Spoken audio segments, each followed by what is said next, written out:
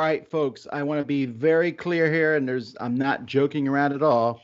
All the news we're looking at today is actual real news. Yeah, well, Tom texted me like yesterday, and I told him he wanted to do like fake news, and I said, "No, Tom, people would not like that. That's fake news right there." I just said because I texted Tom and I wanted to do something. I wanted to do something fake, and he was like, "No, I don't like fake news." I'm like, "You're not fun. You are not fun." So we're not doing any fake news. It is not just me who thinks that way, Mr. Buonocore. It is the entirety of the Dice Tower. Sure, I agree with that, Buonocore. Come on, this is annoying. There will be plenty of dumb fake news out there for you to consume Plenty of dumb today. fake news today. Now, the first piece of thing here sounds like fake news. That's why I had to say this at the beginning. And I would have said that this is fake news myself, except that I knew about this one too. But this is actual real news. Yes, we will have Uno the movie, or TV show. Well, sure. Well, that's actually already out. But there's two things. They have the Uno live-action motion picture, but there's also going to be an Uno television competition where 4 teams will face off to be the ultimate Uno champion. I might watch this because I would like to learn Uno strategies. Since I guess I always thought the game was lucky, but maybe I'm wrong. Very lucky. What? How do they? A live action movie. It's not even an animated movie. There can only be Uno. So it's an abstract card game. What's it about? I mean, yeah. Wait, it's going to be a movie, not like a championship, like the Magic the Gathering championship. No, that's what the TV show is. The TV show is that. But it says there's going to be physical challenges and trivia and whatever. It's going to be a 1-season series. But the live-action motion picture, I don't know. I do like this, though. Mattel's statement, they said, Uno is the most popular game in the world and is a fixture in pop culture, making it the ideal franchise to build a reality game show around. If they have the gumption to say it's the most popular game in the world. Oh, it's definitely up there, though. A lot of people. I won't argue that it's probably in the top 10, but I think more people know Monopoly, chess, and Go. Those 3 games are more. Go is clearly more popular than Uno from China alone. Well, those are public domain things. So of the ones that only people can make, like Monopoly and Uno, I would say that Uno is probably played more than Monopoly across the world. That's a complete guess, but if we had 2 games in front of us, which one would you play? Neither. And let's go get a drink. Moving on to the next news. A lot of people thought this was April Fool's Day. Now, Restoration Games is calling it April Fool's Day. Unmatched has Deadpool coming out. This got leaked, I think, and now they just decided to go ahead and announce it. So, as with everything with Deadpool, this looks like it's breaking the fourth wall quite a bit, from the cards to the stuff. I love Marvel so very much, and Deadpool just, I don't know. I find Deadpool to be okay. I'm not as big of a Deadpool fan. No, I love Deadpool. The breaking the fourth wall I find amusing slightly. It's like Deadpool's my least favorite Marvel Legendary expansion. It's just because it's always in your face about that. Mm-hmm. I'm not talking about the movies, but just the Deadpool itself. I'm glad to see another single character pack. That's nice. So it's because it will be divisive. I understand what you're saying, Tom. I like that this isn't coupled with something else you might want, but you go, I find Deadpool too in your face. It's too annoying. Yeah, it's just one character in here, small pack, Deadpool. You can get it or not, and of course, there's more Marvel Unmatched coming out, so this will fold into that if you wanted to.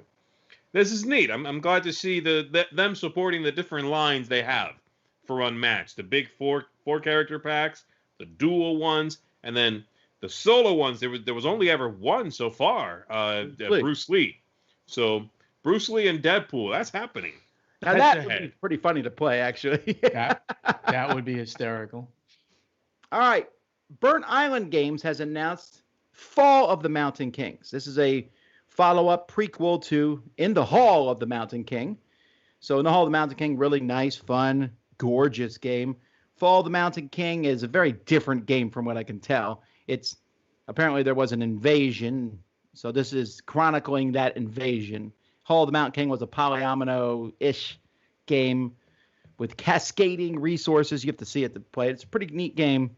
So I'm kind of pumped about this. I like what Burnt Island Games does. I think they're a really cool company.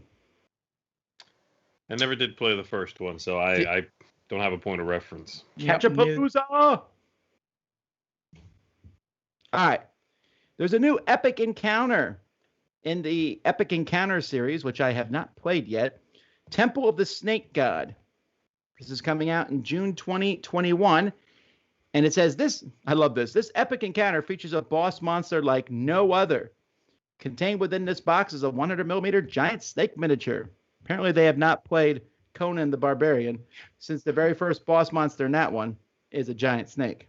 But I almost thought this was a April Fool's joke. It's like almost that you buy the game to get this miniature, which looks very nice. That's happening. Yeah, I mean, it looks nice. It's a nice miniature. I hope they have a nice game here too. Cooperative game, yes. What is this game? Is this an expansion to a game that's out? Is it a new game? I'm confused. Well, I don't know. It's like it works. You can use this miniature with 5th edition Dungeons and Dragons, but you can also, I don't know. Let's move on. I'm really confused on this one. It's a nice miniature. Well, Plan B Games apparently is working on making every game in existence into a trilogy at this point. Now, this is only the second game, but we have a sequel to Camel Up called Camel Up Off Season. And I did notice that they are clearly making it called Camel Up here. That C in Camel doesn't even come close to the U. Yes, good. I think they're like, all right. Stop all right. that foolishness. Although this looks like a completely different game, like not even close. Correct. Right. Yeah, unfortunately, my first reaction, I think, unless they clean this up, will be the same for a lot of people. It looks like an expansion, right? It definitely looks like an expansion. Camel Up Off Season expansion. It's not. It's a completely standalone game, and that really should be very clear from that, from the packaging, from their naming structure. I don't know what they need to do, but I guess they don't really care if you buy it as an expansion. I guess I'm a little worried about that, because if you saw this at the store, and maybe even if someone was going to go buy Camel Up, don't you see that this could be bought almost by accident? I do. The title of the game, Off Season, is the smallest thing on that cover, right? By far. It's like it's a bunch of big faces. It says Camel Up. And then Off Season and a little tag near the bottom. It's smaller than their logo. So, yeah. I don't know. I hope it's good, but I also hope it's not confusing. It seems neat. It seems like a nice twist using the same theme. All right. Speaking of new themes, For the King and Me, this is coming from Yellow Games. And this is a rebranding of Biblios. Biblios, a game about a library, and monks in a library, is now themed with a different theme. I don't know how to describe it. I mean, I don't know that this theme excites me at all. It's supposed to be a child monarch, and then the people around the child are attempting to, sort of share power with that king. Take a little bit for yourself, because they are just a child. That's the idea. I like the look of this quite a bit, actually. I think it's a very bright, cartoony, cute look. I think Biblios is one of those games that can be hard to get to the table because it looks so dour. It's so serious. Yeah, but I wonder why they didn't keep the same name. They could have made it look nicer, just kept it called Biblios. Yeah, so this is the same game, simply rethemed. I believe so, yes. Yeah, because people who love Biblios. It is kind of weird that they would just change it completely and then. Well, here's the thing. No mention of Biblios. Hate Biblios. So there's also that. Do you know people like that? All right. No, but I know people who dislike Biblios, and you know how they feel about Biblios? They They dislike it. dislike it. That's right. That's right. Thanks. All right, Hey, let's man, jump to just help. Yellow is also introducing a line of expert line. This is a lot of companies are doing this these days, kind of trying to differentiate their games, starting with a company called Core Rise of an Empire with a queen who has an incredibly symmetrical face. I mean, she is looking at the camera straight on. As Yeah. opposed, like in the top corner, you see the Polis. That woman's looking off to the side. I don't know. I like that art better. The core, it's like it almost looks fake.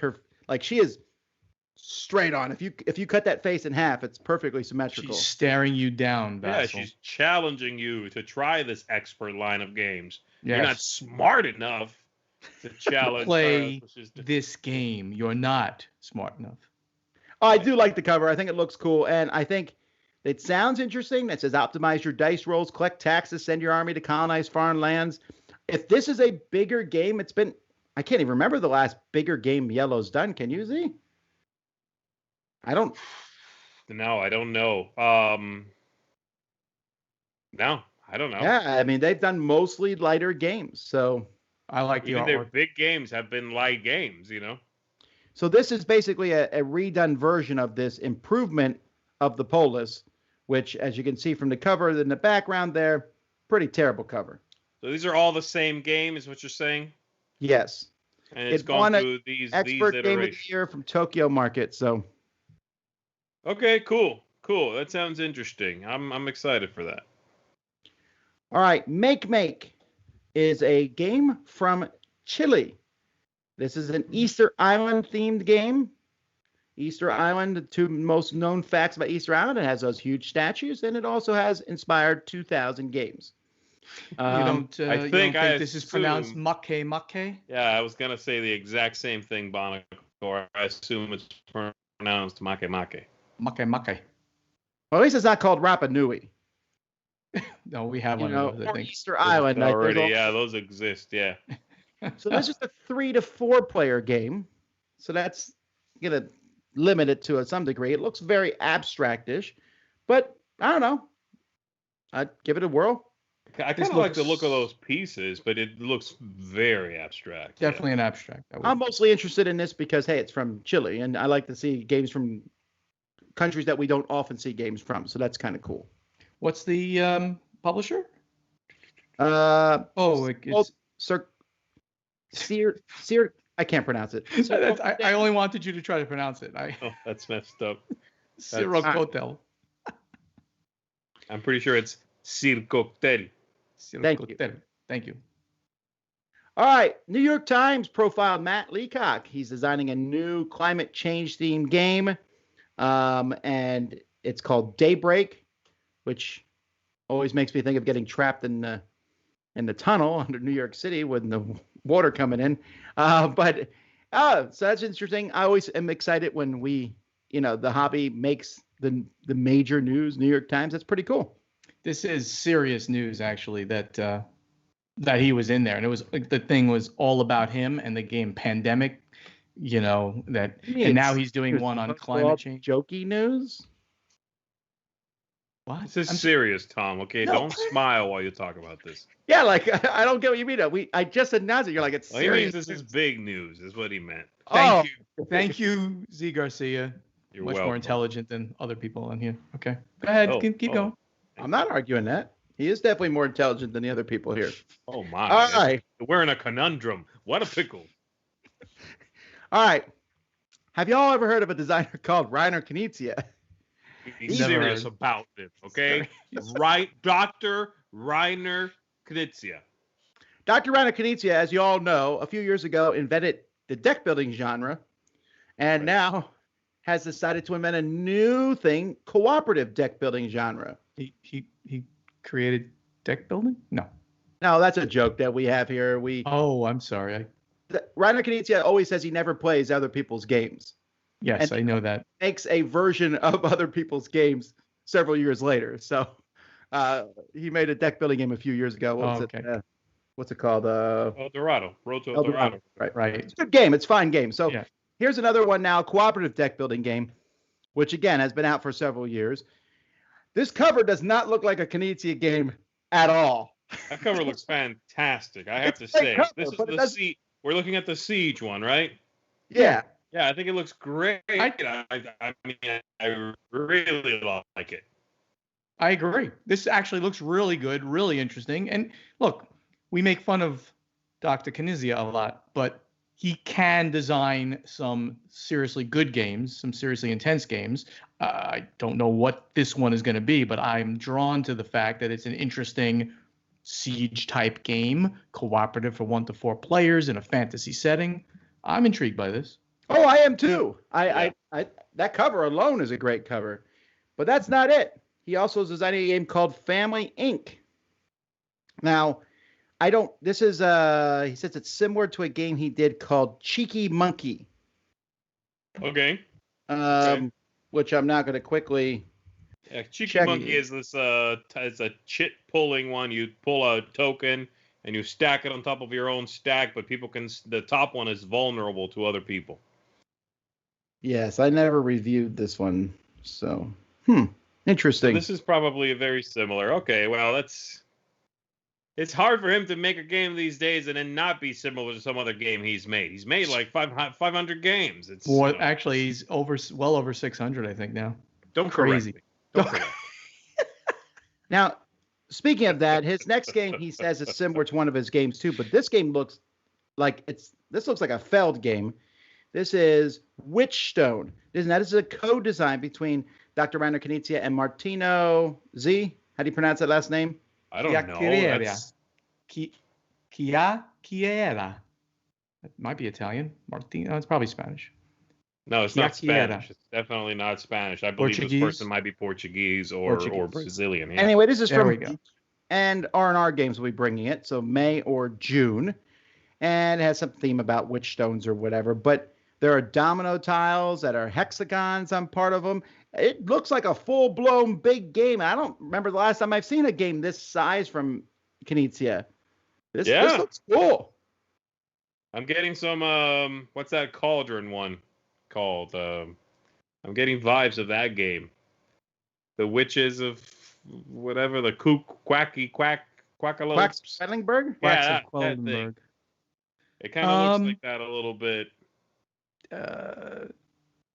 It definitely interesinteresting. Big game. It's something that we haven't seen from him in a while. Hook does, I know, a lot of development on games. So I have a good feeling that this could end up be a very good game.